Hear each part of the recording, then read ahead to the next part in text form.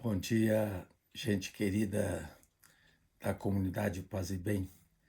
Estamos aqui hoje, nesta terça-feira, dia 15 de julho de 2025, para apresentar mais um programa Paisagens de número 103, cujo tema é a literatura e a arte de lidar com a raiva. Sempre fui muito impressionado com uma passagem do livro de Guimarães Rosa, Grande Sertão Veredas, em que o personagem Tartarana, Riobaldo Tartarana, sublinha que o ódio não carece de razão. Isso já diz mais na parte final do livro. Riobaldo fala em certo momento que a mão da gente pode ser capaz de ato sem o pensamento ter tempo. Isso é algo bem sério, que aguça o pensamento e a preocupação. Isso ocorreu diversas vezes no romance com Riobaldo, ao longo de sua saga, sendo muitas vezes salvo pela presença do bem expressa por Diadorim. Diadorim intervém em momentos fundamentais, afastando qualquer tendência de afirmação do vapor do mal na vida de Riobaldo. Tem razão o Riobaldo quando diz no Grande Sertão Veredas que tudo sai é mesmo de escuros buracos, tirante o que vem do céu. Ou seja, estamos todos envolvidos pela marca de uma ambiguidade pontuada também pelo vapor do mal. Temos sempre que estar muito atentos a tal presença do mal que nos rodeia, do mal que nos habita, moldando essa dinâmica de ambiguidade que marca nossa trajetória no tempo. Graciliano Ramos cunhou uma expressão bem singular para abordar esse friume da alma. Ele fala em bicho subterrâneo, que pode emergir sem que nos demos conta, sem mais nem menos, sem razão.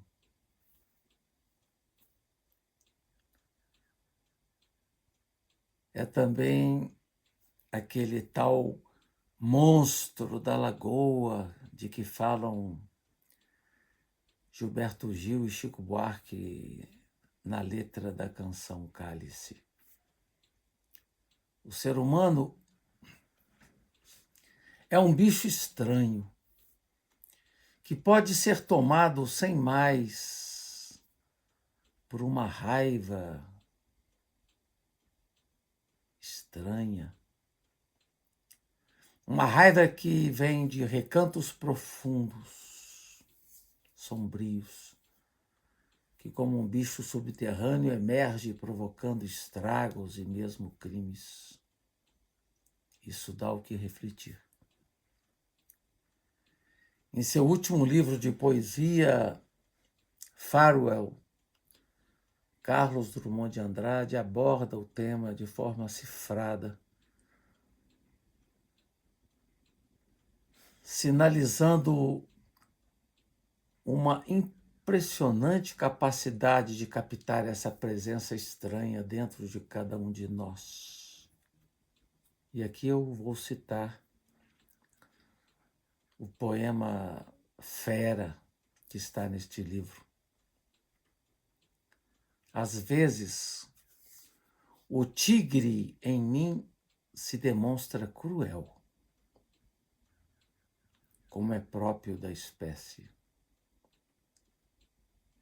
Outras cochila ou se enrosca em afago emoliente, mas sempre tigre, disfarçado. Ou seja, todos nós temos dentro de nós um tigre, que às vezes se demonstra cruel, outras vezes cochila, né? Ou se enrosca em afago, mas sempre tigre, disfarçado. Esse é um tema recorrente na literatura, né? A questão do mal. E aqui eu chamo a atenção também para um dos contos do Prêmio Nobel de Literatura sul-africano, Coetzee, no livro Contos Morais, num dos contos deste livro. Ele aborda o tema do cachorro e do ódio que o acompanha. Pobre da moça da bicicleta que tem que lidar com essa situação toda vez que passa em frente à garagem onde está o cão nervoso. Há vários momentos do livro em que a moça passa de bicicleta diante do portão e um cão violento, nervoso, toda vez demonstra uma agressividade impiedosa. Como diz o escritor, em seus olhos amarelos, ele sente ódio do tipo mais puro brilhando para ela. Nas passagens regulares da moça pelo portão, o cachorro guarda na memória o momento certo para sua explosão, bem como a satisfação de dominá-la e a satisfação de ser temido. A moça exala o cheiro do medo e não consegue disfarçar seu sentimento. Até que, cansada dessa rotina e imaginando a possibilidade de uma mudança, ela resolve um dia parar na casa do proprietário e buscar uma conversa harmoniosa com ele, na busca de uma solução para o caso. Ela propõe aos donos do cão uma oportunidade de contato mais próximo com o animal para tentar uma maior familiarização com ele, de forma a quebrar essa ideia dela parecer um inimigo para ele. A moça argumenta que sua passagem corriqueira por ali podia ser mais calma, sem tais intempéries. E ela diz: tenho o direito de não ser amedrontada, de não ser humilhada em uma via pública. O casal reage negativamente e propõe à moça de pegar uma outra rua, de não passar pelaquela rua, e que eles não devem nenhuma satisfação a ela. E ainda dizem: não convidamos você a passar por aqui. E, irritados, a advertem que ela não tem o direito de pautar a forma como eles devem agir. E em seguida ela vem convidada a se retirar da casa. Ela então se retira e, quando fecha o portão, o cão novamente retoma sua cantilena, atirando-se contra a cerca. E ainda pensa. Um dia, diz o cachorro, esta cerca vai ceder. Um dia, diz o cachorro, vou te despedaçar. A moça sai da casa com a calma que consegue ter, ainda que tremendo. Sente as ondas de medo transpassar seu corpo e olha para o cachorro e fala com palavras humanas. Maldito, vá para o inferno. Aí monta em sua bicicleta e segue sua rota rotineira.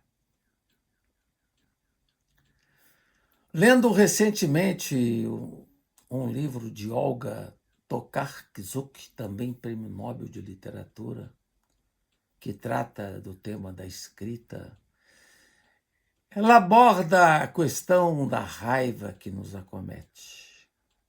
Isso também me fez refletir. Pensar, por exemplo, no dia em que eu, Faustino, fui tomado por um bicho subterrâneo, quando aqui no condomínio cortaram muitas árvores e eu fiquei muito aborrecido. E tomado por esse bicho, saí em correria para lidar com as emoções difíceis dos cortes de árvores que estavam ocorrendo aqui no meu condomínio. Posso dizer que fui tomado por uma raiva impressionante, sem controle.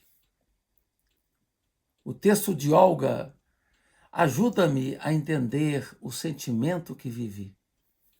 Ela indica que o ódio é uma emoção que abordamos sempre de forma negativa e destruidora.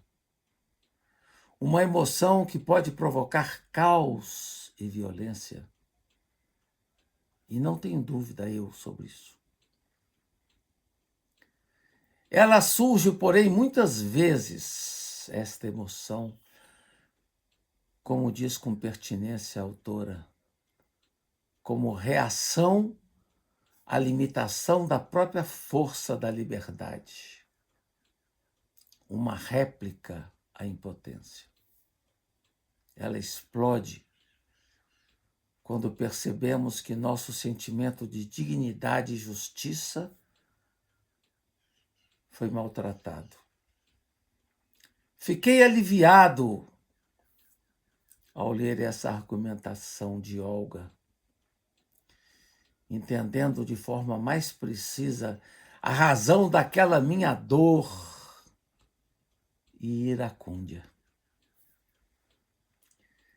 Ela assinala ainda, Olga, que a raiva pode igualmente desvelar, paradoxalmente, uma outra de suas faces, que é a compaixão, ou seja, a de posicionar-se ao lado dos fracos, dos excluídos, dos desamparados, silenciados, como naquele caso concreto por mim vivido, que foi o da derrubada irracional das árvores, que não tinham como se defender. Como lá no episódio do Grande Sertão Vereda, da morte dos cavalos, a morte violenta, talvez das passagens mais duras do livro de Guimarães Rosa. Os cavalos ali presos sem poder sair, são violentamente baleados, atacados e morrem sem entender a razão de todo aquele ódio ali no estábulo. E Olga complementa a sua reflexão dizendo que a arte e a literatura são canais propícios para lidar artisticamente com esses sentimentos. E aqui eu a cito: a literatura como arte em geral, serve precisamente para enfrentar aquilo que nunca nos deixaríamos fazer na vida real, permitindo que procuremos processar no mundo da ficção e da imaginação os lados sombrios de nossa natureza. Então, esse tema do ódio que surge sem razão, que nos tira do nosso livre cotidiano, fazendo despertar algo de estranho de dentro de nós e que provoca, às vezes, rancor, violência. O próprio Guimarães Rosa fala lá no início do Grande Sertão Veredas que, às vezes, os mais bondosos pais, tios, parentes transformam-se em pessoas violentas e provocando, às vezes, males impensados. Saber que muitas vezes essa maldade habita próxima de nós, né? E também dentro de nós. Esse é um tema que merece a nossa reflexão, o nosso aprofundamento.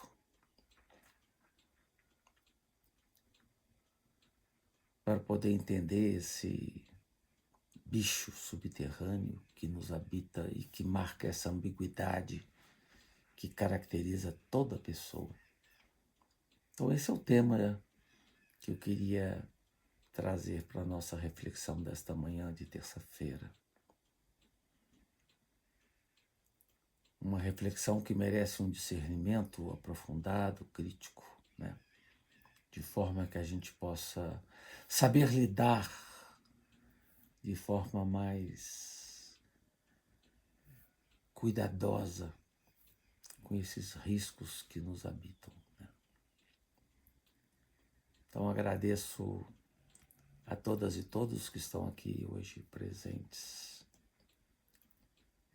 que estão me escutando ou que vão me escutar em outros momentos. Agradeço também ao Felipe Albani, com todo o seu cuidado, sua técnica.